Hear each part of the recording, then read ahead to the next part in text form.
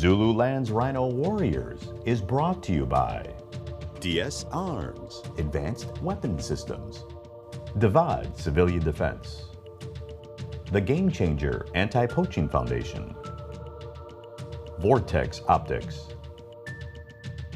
Rhino Air, ESS Eyewear, Brothers in Arms, Rotozen Helicopters, and Saving Private Rhino.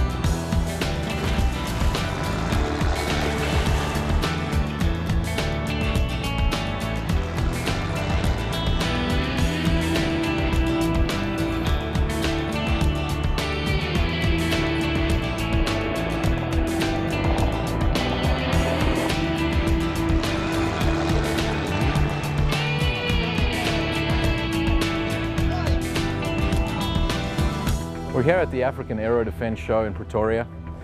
This is a show where all the military hardware is on display. Big theme of the show this year is the poaching that's going on with the Rhino. We got demonstrations by the military, by dog units. We had a chance to talk to Nico from Paramount, big sponsors of the anti-poaching efforts, and Scott from RPA, an American that's out here, using technology to try and assist the rangers in combating this poaching that's going on.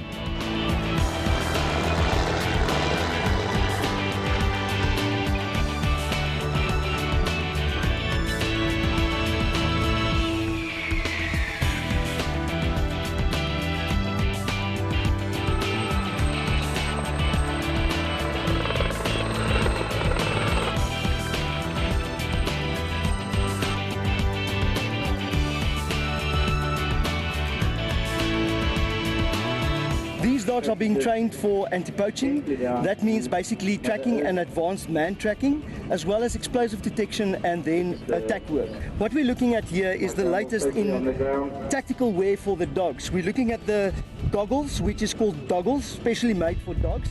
And it's not just there for fashion, it's actually there to protect the dog's eyes when deployed by chopper. When the chopper lands and the blades are still running, it prevents all the dust and grass and debris from going into the dog's eyes. The boots that we have here are also, if we look at places like the Kruger National Park, there's a lot of thorns that can cause damage to the dog's feet. So these boots are providing protection to the dog's feet, as well as when we do breaching in a hostage release scenario, through windows, if there's broken windows or steel that can cut the dog's feet.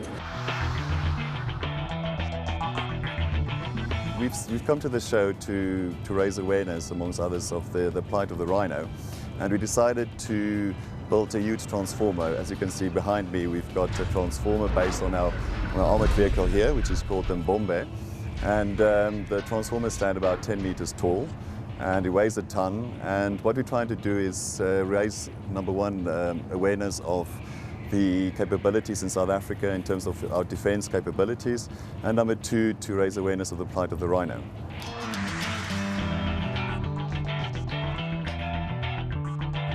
It's been about 17 and a half years in the U.S. military, everything from Halo Jumpmaster all the way to Special Ops C-130 pilot, and worked here in the U.S. Embassy and decided we needed to make a difference. So got out to start the not-for-profit and take the poachers on as a not-for-profit instead of a uniformed member.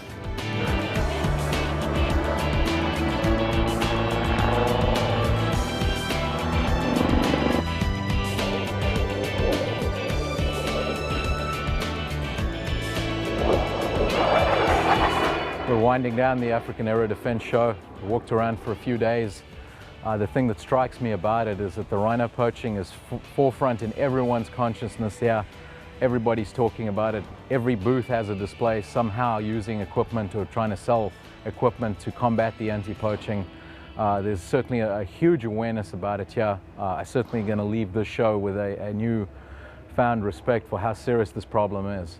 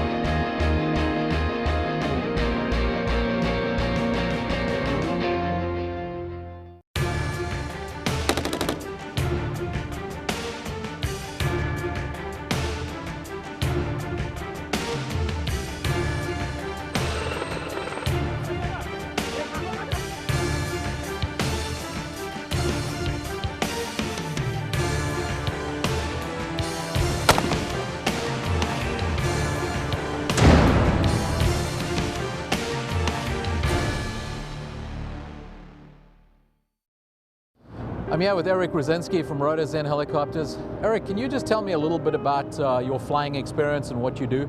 I've been flying a long time, got a lot of experience with night vision goggles and thermal cameras, and have my own business at Midway Airport, and I flew for the Chicago Police Department. So Eric, I've known you for probably over 10 years, and you know, we've known each other a while. What were your impressions when I kind of told you what we were doing in South Africa with the poaching stuff with DS Arms? Well, Dan, I thought it was a great idea to send the guns to South Africa because they're undergunned, and you encouraged me to go, and I'm glad I did because I never realized how bad the problem was with the rhino poaching. What I liked about it, Eric, is, you know, you heard what was going on. You said, hey, could I come along? And at the moment we're at now, you're basically planning to go back and help. Can you tell us a little bit about what you saw down there and what we're doing? Yeah, you know, when I went down with you, I couldn't believe how bad the rhino poaching was. And I was told that in 5 years, they're going to be extinct. And we have to throw everything we have at this because we're not going to get a second chance to stop this. There's no second chance of this. It's either now or never. If we don't act, we can expect the rhinos and the elephants later on to go extinct. So I wanted to throw together a helicopter unit, which I'm in the process of doing right now, that has thermal cameras, infrared camera, night cameras, night vision goggles to stop the poaching. And I think this will stop it. You know, what's interesting is every person that I've taken down there or shown this kind of gets that kind of passion and sees how desperate it really is. In fact, one of my interviews with the military down there, that's the one thing they said they need. They don't have the technology, and nobody is doing it in Africa right now. Well, if you have a conscience, you can't turn your back to this. When the time comes to do the right thing, you got to do the right thing. And the right thing is to stop poachers. And this will stop poachers. Can you just tell me briefly how this would be different and what it would be, how would it work logistically? What I learned from the Rangers when we were down there was that a lot of the poaching occurs at night on full moon. They have a hard time seeing the poachers. They don't have night vision goggles. They don't have thermal cameras. They do have some helicopter assets, but they're day only. So actually, I got permission from the South African government to fly at night with the thermal cameras and the night vision goggles. And so we can actually see the poachers as they try to get close to the rhinos. We'll see their heat. You know, a thermal camera doesn't see light, it sees heat. So if you're alive and you get a pulse, you have heat, we're going to see you. So what kind of area could you cover realistically? Well, depending on how you pan the camera out, you can see you can travel a lot of distance. So large areas. We can clear acres by acres and move on to where the rhinos are and watch around them. We'll see the poachers if they come. Do you think this will have a psychological impact on the people doing the poaching too? It definitely will, because we're going to be blacked out, no lights on. They're going to hear the chopper flying at night. They won't know where we're at. They're going to know we're there, and I think they're just going to go away. You know, in the news just recently, there was a helicopter shot down in Tanzania with the guy doing volunteer work, anti-poaching. Is there any way we can stop that happening to us if we go down there? Well, that was a great tragedy. I don't know what exactly happened, but I'm speculating here. I think he might have been flying low and he was by himself, and he was an easy target. He's probably hovering or going slow, and he got shot. We're not flying at day, we're not flying low. We're using altitude as our friend to be harder to hit. They won't even see us at night because we'll have no lights on. and I think it'll be a very safe operation. Using the FLIR system, is that something you can just have somebody learn in an hour or two, or does it take years of experience? It takes experience. Sometimes we'll hide with a FLIR camera, we'll see some heat. We won't know what it is necessarily right at the bat, but with a good thermal imagist, they can determine it at the person by how it moves, what kind of shape it makes under the branches and stuff. So I think you need a good thermal imagist. Eric, can you tell me what you've embarked on and what you're trying to do with Rhino Air? I believe you're doing some fundraising too. Well, hey, we started a nonprofit called Rhino Air, and what Rhino Air is, it's going to be a helicopter unit in South Africa. We got permission to work in some of the game reserves, and we're going to bring choppers there with FLIR and night vision goggles to assist the rangers in the night anti-poaching operations.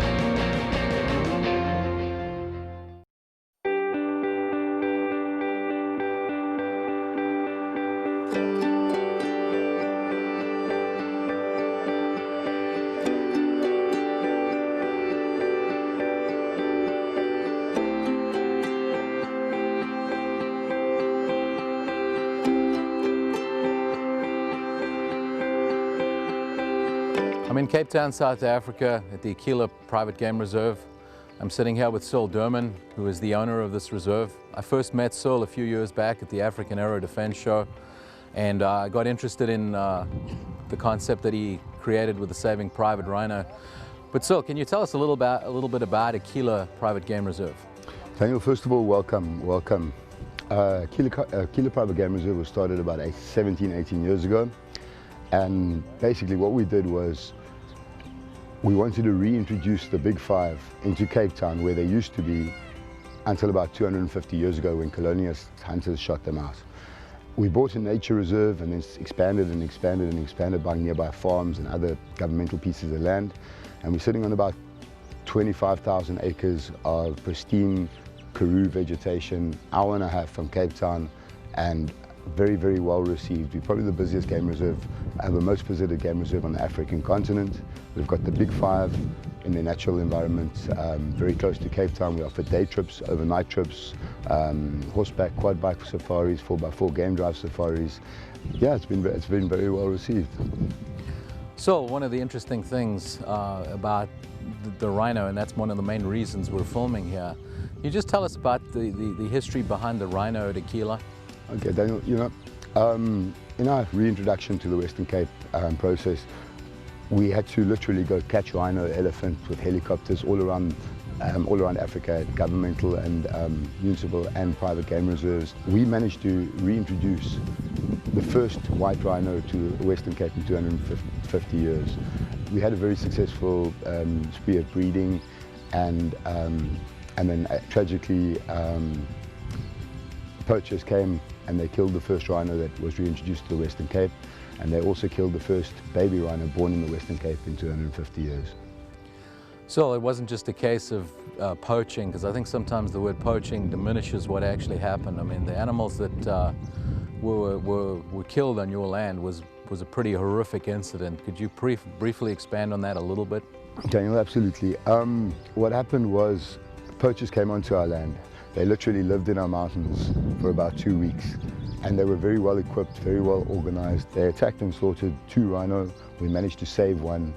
and our counter-poaching teams did manage to stumble on them because they left one of the horns on one of the rhino half sawn off, and of course with our counter-tracking we saw that they were running away from the crime scene, not walking, and no one leaves a rhino horn worth $300,000 at the scene halfway sawn off or hacked off. It was a horrific incident. It was widely publicized. It got from a bad incident, a lot of awareness came out of that. Our one rhino took 6 days to succumb to his injuries on national television, literally crying like a person, just a lot louder.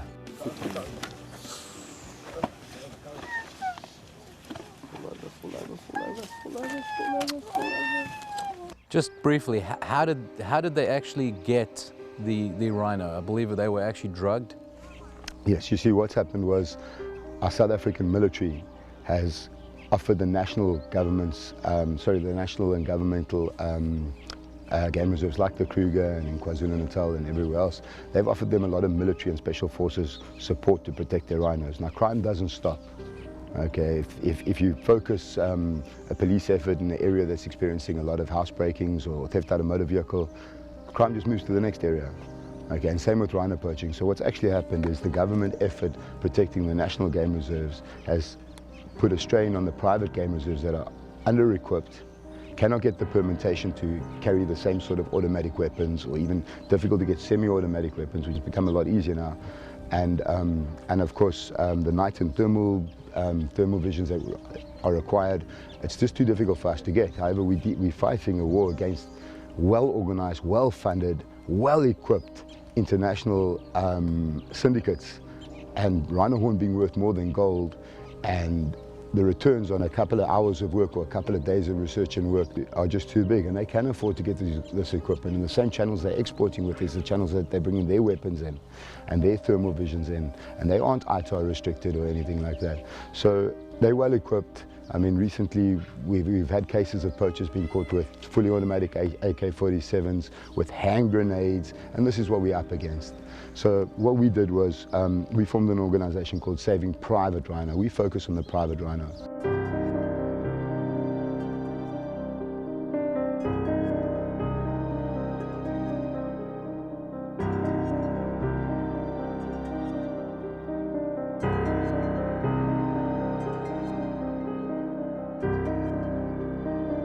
So Saving Private Rhino concentrates on equipping and training private game reserves to protect their rhino and their people.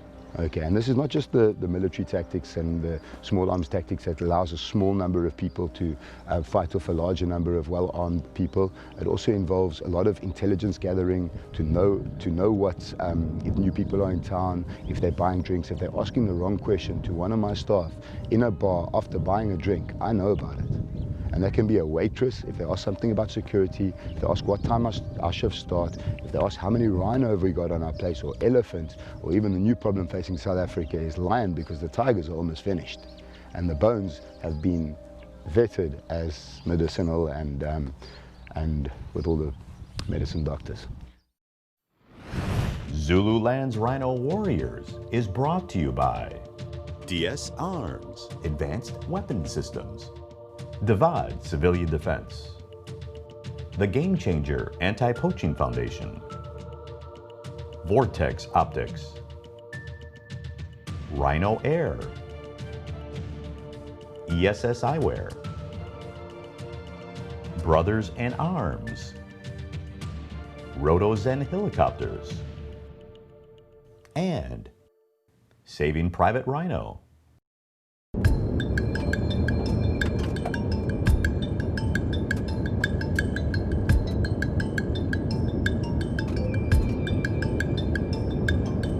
We've got the opportunity today to spend some time with the Aquila Rangers in the field. We're going to basically go around the game reserve and inspect the different observation points, or what they commonly term an OP.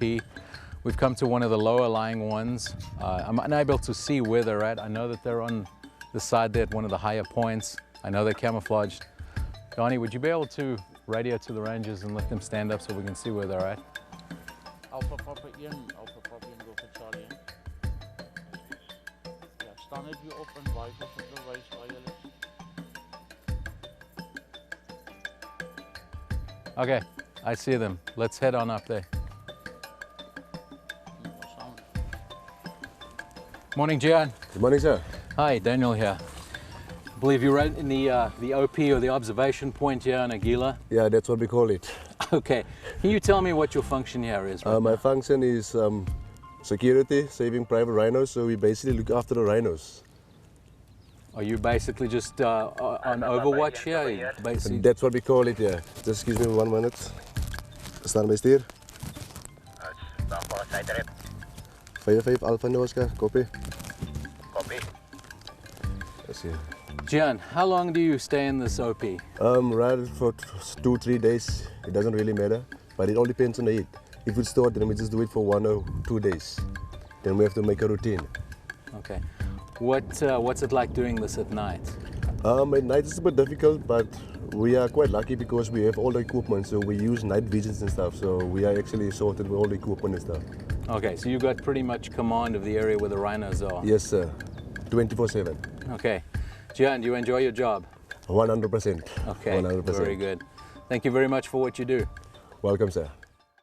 As we've been raising awareness about the rhino poaching problem in South Africa and Africa in general, very often the topic turns to, you know, what we're doing down there and how we're trying to help. And obviously one of the topic comes up is the DS Arms rifles that they supply down there. People start asking me about that. They don't really know much about it. So I thought I'd briefly touch on some of the points that may be of interest to people.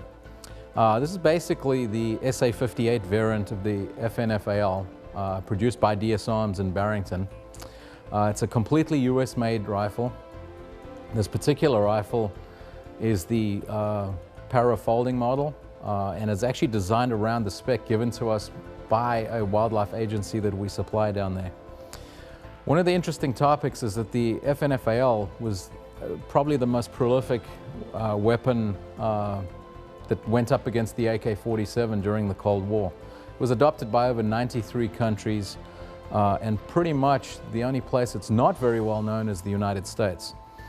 So the FAL basically was seen heavy service in Africa, and as a result the game rangers ended up being armed with these rifles. Some of the rifles in the field are over 50 years old and they still keep running. So this is a testament to the design and the reliability.